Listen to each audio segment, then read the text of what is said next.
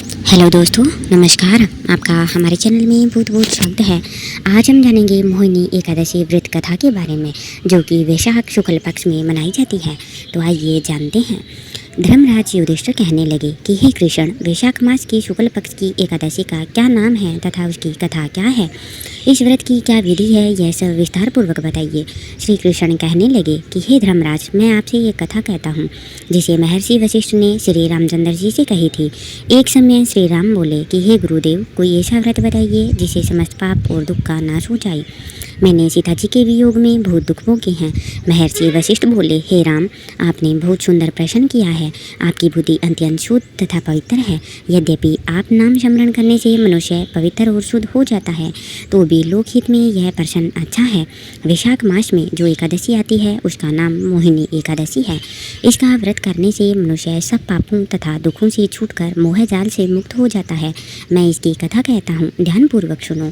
सरस्वती नदी के तट पर भद्रावती नाम की एक नगरी में द्युतिमान नामक चंद्रवंशी राजा राज करता था। वहाँ धन धान्य से संपन्न व पुण्यवान धनपाल नामक वेश्या भी रहता है। वह अत्यंत धर्मालु और विष्णु भक्त था। उसने नगर में अनेक भोजनालय, प्याऊ, कुएं, सरोवर, धर्मशाला आदि बनवाए थे। सड़कों पर आम, जामुन, नीम आदि के अनेक वृक्ष भी लगवाए। उसके 5 पुत्र थे, सुमना, सद्बुद्धि, मेधावी, सुकृति और धृष्टबुद्धि। इनमें से 5वां पुत्र धृष्टबुद्धि महापापी था। वह पितरादि को नहीं मानता था। वह वेश्या, दुराचारी मनुष्यों की संगति में रहकर जुआ खेलता और पर स्त्री के साथ भोग विलास करता था। मद्यमास का सेवन करता था। इसी प्रकार अनेक कुकर्मों में वह पिता के धन को नष्ट करता रहता था। इन्हीं कारणों से त्रस्त होकर पिता ने उसे घर से निकाल दिया। घर से बाहर निकलने के बाद वह अपने गहने कपड़े बेचकर अपना निर्वाह करने लगा। जब सब कुछ नष्ट हो गया तो वेश्या और दुराचारी साथियों ने उसका साथ छोड़ दिया। अब वह भूख प्यास से अति दुखी रहने लगा। कोई सहारा न देख चोरी करना भी सीख गया।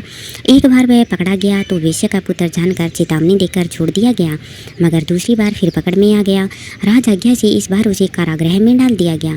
कारागृह में उसे अत्यंत दुख दिए गए। बाद में राजा ने उसे नगरी से निकल जाने को कहा। वह नगरी से निकल वन में चला गया। वहाँ वन्य पशु पक्षियों को मारकर अपना जीवन यापन करने लगा। कुछ समय पश्चात वह बहेलिया बन गया और धनुष बाण लेकर पशु पक्षियों को मार मार कर खाने लगा। एक दिन भूख प्यास से व्यथित होकर वह खाने